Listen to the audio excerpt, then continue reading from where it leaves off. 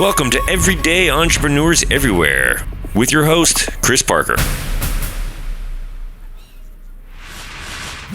Hello, this is Hello. Chris Parker, and I'm here with Dian Ijkhout, and we are on Everyday Entrepreneurs Everywhere.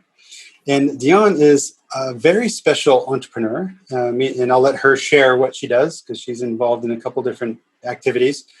And I've known Dian for years as well. Met you through your husband originally, Christian. Who I also have been interviewing as well. And you are a completely different person and a magical person as well as he is. And you're involved in well, let's let you explain, dance and things like that. So, Dion, Yeah. can you share with us what is it that you do and why do you do what you do? Well, yes, I can share. Yeah. I do lots of things. Yeah. Actually, I've been a dancer for Mm-hmm. almost all my life. I started dancing when I was 4 years old, and I actually never stopped. And meanwhile, I'm also a sport massage Mm-hmm. therapist, and I teach dance and I teach theater, which are Mm-hmm. all my passions. So. Um, your question, what is it that you do, made me think. I actually work with movement and human bodies, and what I Mm-hmm. see inspires me in multiple ways. Mm-hmm. So that it's And why? So what is it that brings you into that? And you've been dancing all your life. What is it about the movement of bodies that keeps you busy in that area for your whole life? well for me. Being able to dance was being able to speak better than I can do with words. Like when I Mm, use words, I get easily tangled up in thoughts or in trying to find the right ones, right words, but I never have that in dance. It is mm, so clear, and it's so nice to read or listen to someone just by looking at them and how they speak with their body. mm-hmm. So yeah, and also in my massage work, it's kind of like braille. It's like reading the body with my hands. Mm. It's a communication And way. what do you read? What is it that you interpret, or what is it that you like when you are doing a sports massage and you're reading someone like Braille? What is it that you read? Well, yeah, you read. I read where the tension is. I Mm, read the differences of tension, but I also read when someone comes back. I can read the change. I mm, can. Yeah, you get so much information about the body and how they feel and how they fight or how they struggle. You can yeah, get a lot of information, and it's beautiful. yeah. It reminds me a bit of a story of a good friend of mine, Anil, who's Indian, and he told me years ago, I know, that massage was just part of his childhood. That when when he was laying in bed or something, his mom or dad would actually be working on those legs, or that there was the physical contact of parent and child was just part of his being, in fact.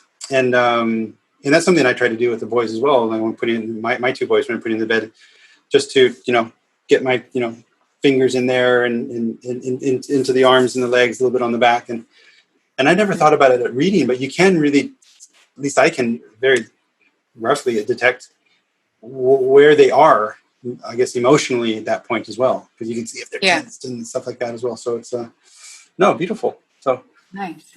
Yeah, I do um, the same. I do the same with my. We've got two girls, and one of them loves it when I stroke her through the hair or grab her hand and just massage only that bit. It's really nice, and you feel them calming down and relaxing. yeah, Yeah, and yeah, I think then also what we do when we have pain or you're injured, the first thing you want to do is grab it yourself and put pressure on. So you want to hold mm, the things you feel. yeah.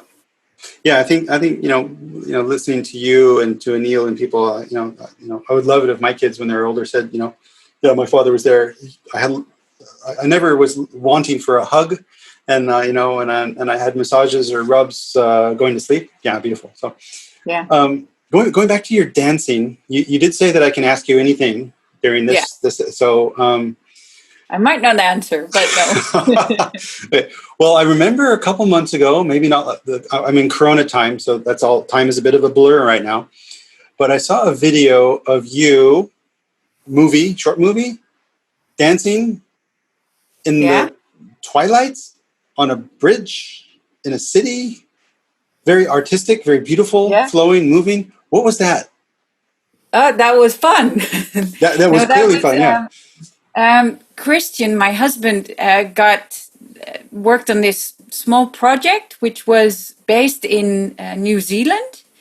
And it is a linear way of filming. So someone wrote the script, then it went to someone else who could be living in a different country, and then there was an actor who uh, uh, spoke the voice, made a voice recording, and then it came to someone that made the images. In this case, Christian, and then you make the images by the story that's already there, and then a fourth person does the soundscape.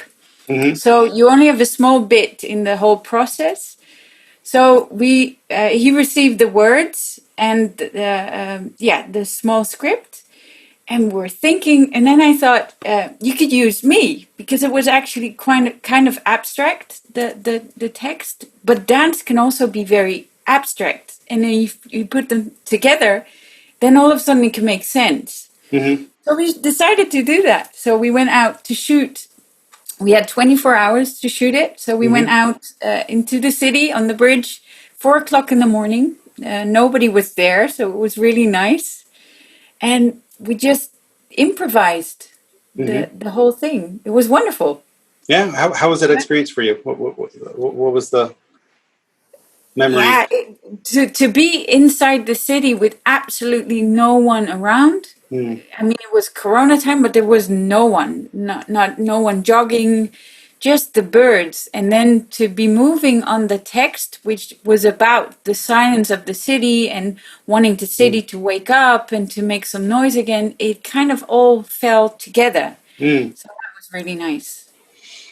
Yeah. Nice. Oh, it was striking in my mind because I watched it. I didn't understand the backstory of it, but I could clearly see and feel that there's something meaningful going on there. So, Yeah. if it's available later, I'll get the link from you or something. We can put it in the notes so people can. So you are also an actress then, in addition to your other activities. Yes, Yes. though I'm the best actress when I'm allowed to improvise. I Mm. cannot really learn text and stuff. Yeah. That's really difficult. But I love to play and yeah, play with theater and acting is wonderful. Beautiful. So let's loop Yeah. back to your business, and it is dance related, dance teaching, dancing. Also, the physical body with the moving and things.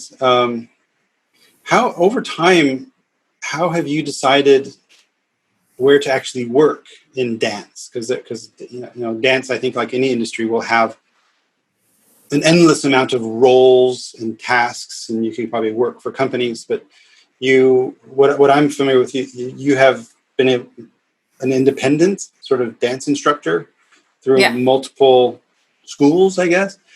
Um, what was your decision making in order to create your business like that? I don't think I kind of gave it a thought as in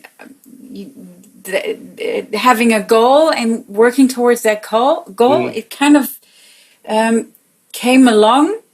So I started off dancing in musicals, and I actually started dance because of I was a big fan of Singing in the Rain and Gene Kelly, Mm. Fred Astaire, all that kind of that got me into this whole wanting to dance in the first place. Mm-hmm. But when I did the musicals, it was fun, but it was not fulfilling in a way, and I never knew why. But later on, I started to teach as well. I was asked to substitute, and I kind of rolled into that. And I turns out that I have a big passion to teach, and especially to work with children, because I think I'm actually a big child. My brain, I call it a fluid brain. So because I go from one idea to the other.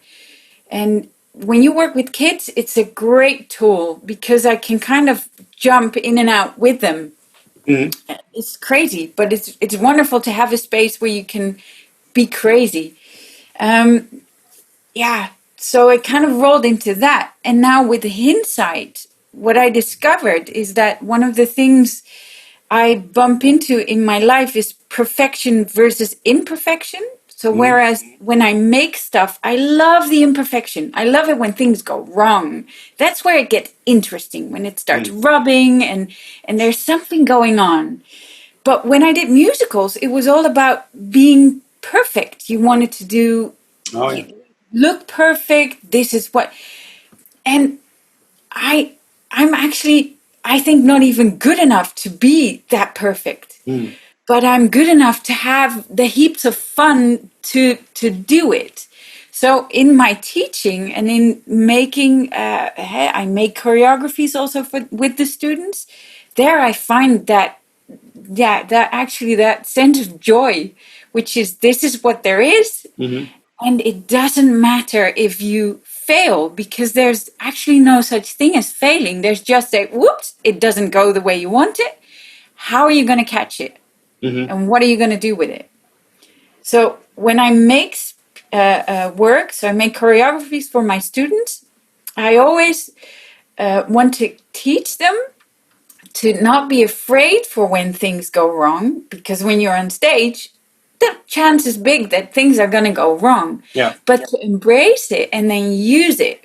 So whenever I see my own work back and I see the kids having these moments that I didn't invent, but they kind of, I see how they use it and bloom with it, then I did my job so well.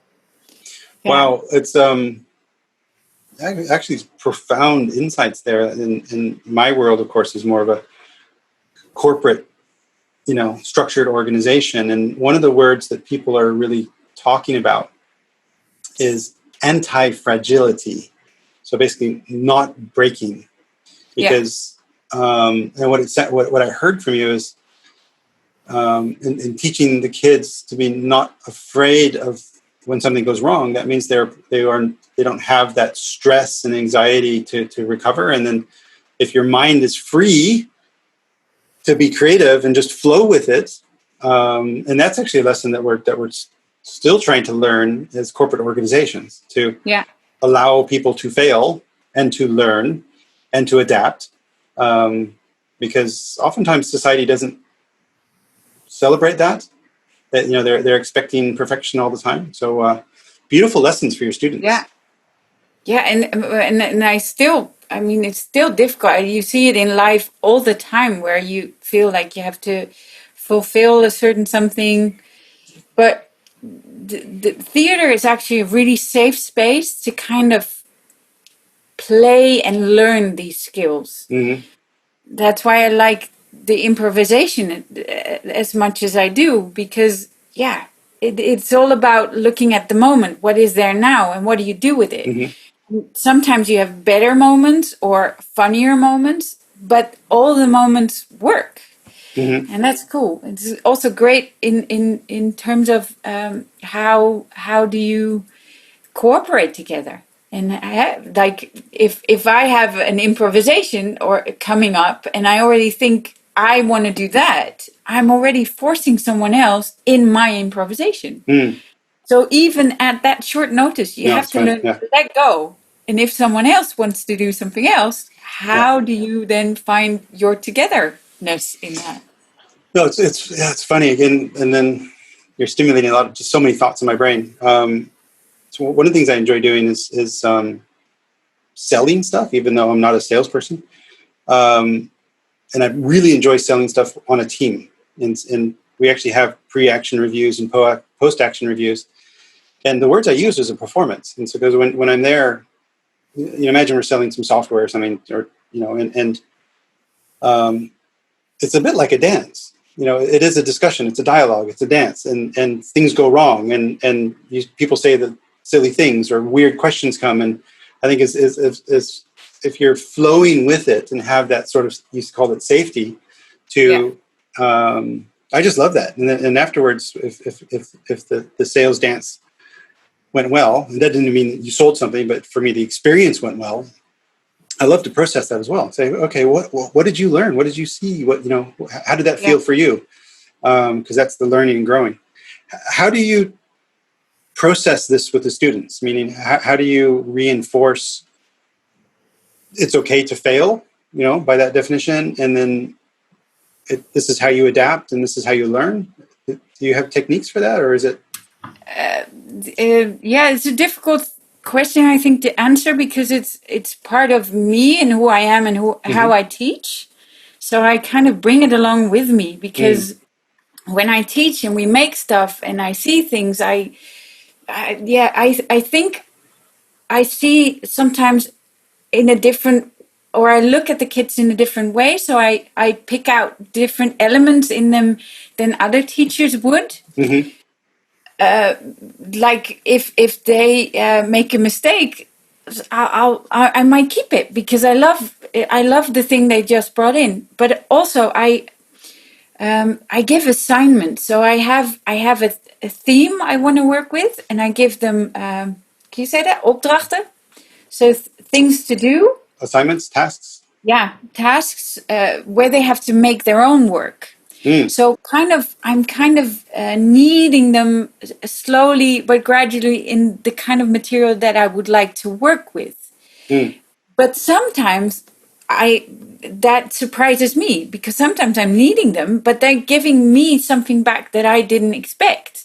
And then I go, wow, I want to use that. And also sometimes I think, nice in this process, but maybe not for on stage. Maybe keep that as part of this process. Sounds like a series of gentle, caring, respecting, loving nudges. Yeah. And little micro corrections. So I hope so. Yeah. I hope so. But the big feedback is when the piece is there, when the piece is on the stage and I see it, and it feels like my piece, but it surprises me in all different ways. Because they make it their own. I always call it when the students are able to make the material or the work we put on their own, then I did my job well. And then they can surprise me with even they continue with the material. It grows. It's so funny that the parallels, our worlds are so completely different, yet so completely parallel as well. Because my assignments are coming in for adults, large children, and in corporates, oftentimes they act like children. So do I. And something I always look for is when am I obsolete? Meaning, when has the change taken hold, or when is the new way of working and a new culture, or the new technology, or whatever we're working on? And when does the people I'm working with, when have they mastered it or made it more their own than I brought to them? And then that's my signal. Okay, I'm done here. I can, in the same company, go do something else. Or, okay, you are now masters of your destiny. You've made your thing, and that's beautiful. Nice. Yeah.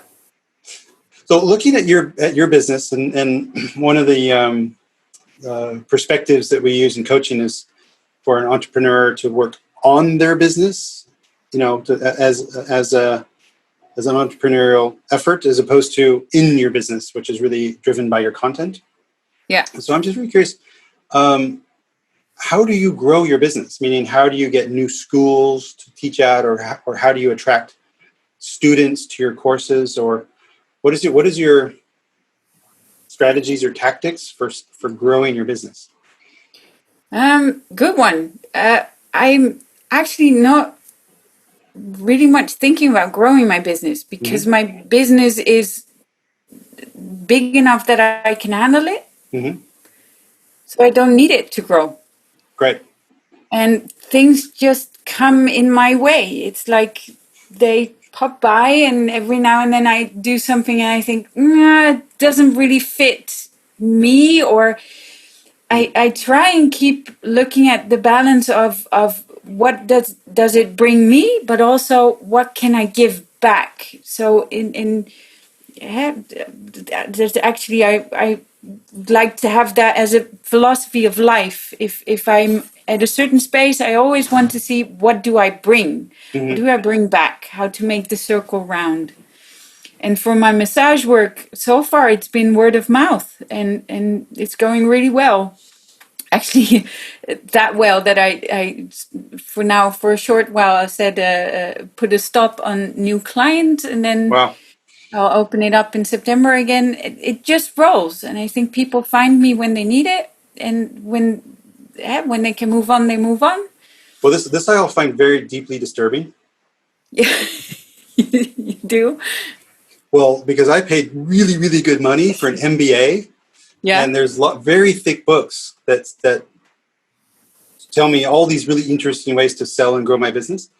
yeah, And I'm you know you are one of the type of people that I really wanted to interview on this, because you're doing something which I would love to learn from, and you're doing something, you're following your passion, you're giving first. You know what you want to grow or not grow. And all of these tactics that we are fixated on in the corporate world, you know, it, I hope my contemporaries are listening to this and listening to how Dian is, managing her business, because it just feels so good. So it's you're the first person to answer so far after like 20 of these, that you've decided not to grow your business, which I've been waiting for, because yeah, because why do you have to grow your business? yeah. So But do you I know? also, I even sometimes have difficulty with the word business, but that's because when I hear business, then that's my personal association with that word. So it might be completely different for someone Hmm. else. But I think of taking bigger and more money and growing. Yeah, I don't need.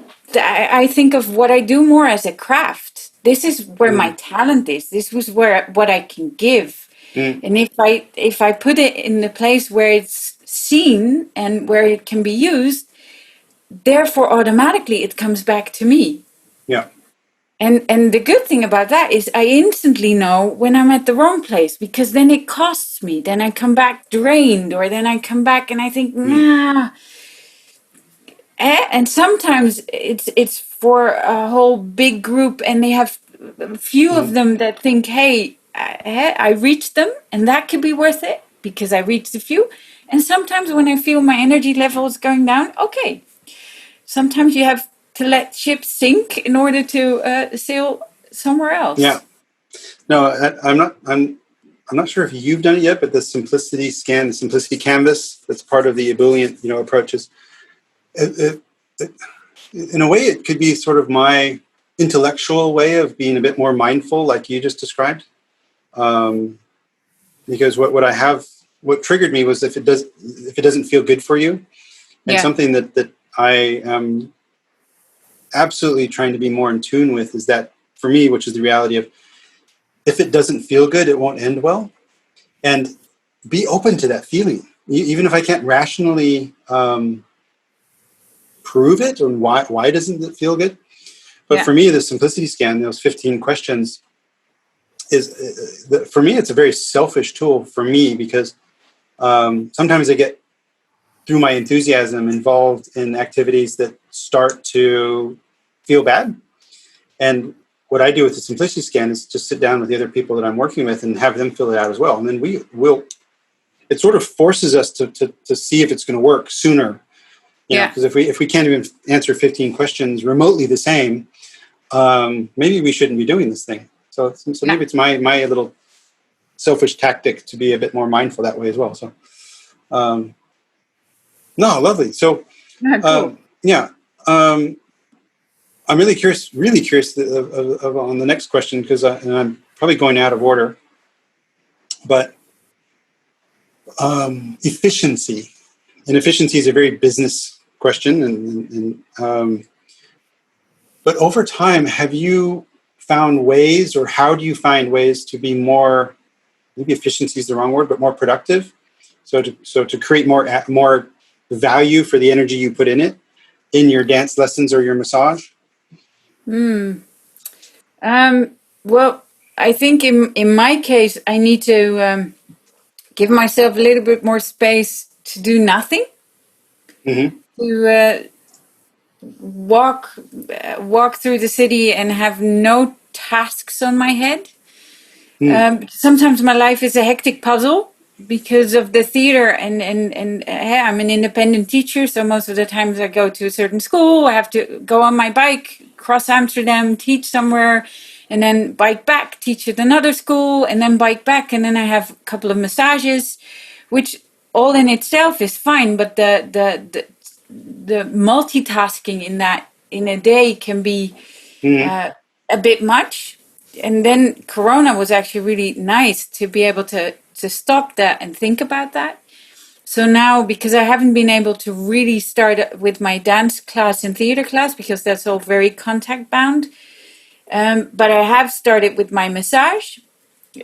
But that's really calm now because I set it up with more time around every client. So I have the time to clean the space, but I also have time to, because I still massage with a mask on for safety. But then I have time to take it off, to have a little me time, and then to start again. Whereas before Corona, I would have only a very short. Sometimes one would leave and the doorbell would go for the other. And I prefer now. I much rather have more space and more calmness, even though I make less money if you look at it efficient wise, but I don't mind. No, Actually, I'm this for me. The Corona time has been such a blessing, and some people look at me funny because we do know people in our network who have passed away because of the virus, which is a tragedy about this whole thing. yeah, But looking at myself, it helped me sort of break this psychological loop that made me dependent to go to a corporate office every day.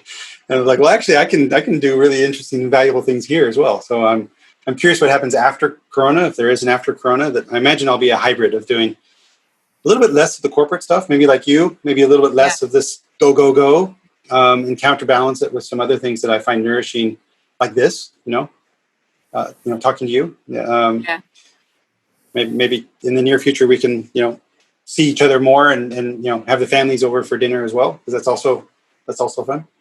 But Good idea. yeah, but you're heading out to Portugal to holiday soon, and that sounds exciting as well. So Yeah. yeah. Last two quick questions. Is there something that like a smart cut or a tip or a trick that has helped you simplify your life a lot lately or at any time? Oh dear. Um. Well, I walked a lot, which really helped me. Just Mm, to go out and to walk through the city. And then your brain with its thoughts will mm, bring you something. And they will bring you the tips you need. yeah, no, it's That really amazing. helped Yeah, me. Yeah. it's amazing to give your brain the space. Keep it Yeah. on. It will bring the answers to you. It's why don't we learn this in school? But Dian, thank you so much. How can people get in touch with you, maybe for dance lessons for their kids or for massages after September when you have space again? Yes. How can people find you? Well, I have my website, which Okay. is dianijkhout.com and .nl, both Mm, work. And then Ijkhout is with the I and the J, yeah. which is hey, you have to. Ijkhout. Yeah, Yeah, Ijkhout. exactly. We'll put them in the Exactly. show notes as well. Yeah. Yeah. Yeah. And I have a YouTube channel where I put some of my work on. So Mm, if you want to see some of that, it's not like stylized work. It's just what I do with the kids and the mm, pieces I make, but also the little films we made for my after preschool activities. We call it NSA. mm. Yeah, I have a Lovely. LinkedIn. We'll put your LinkedIn, your website, your YouTube on there. Great. Dian, thank you so much for joining. Thank Thank you. you. Learn more at ebullient.com/podcast.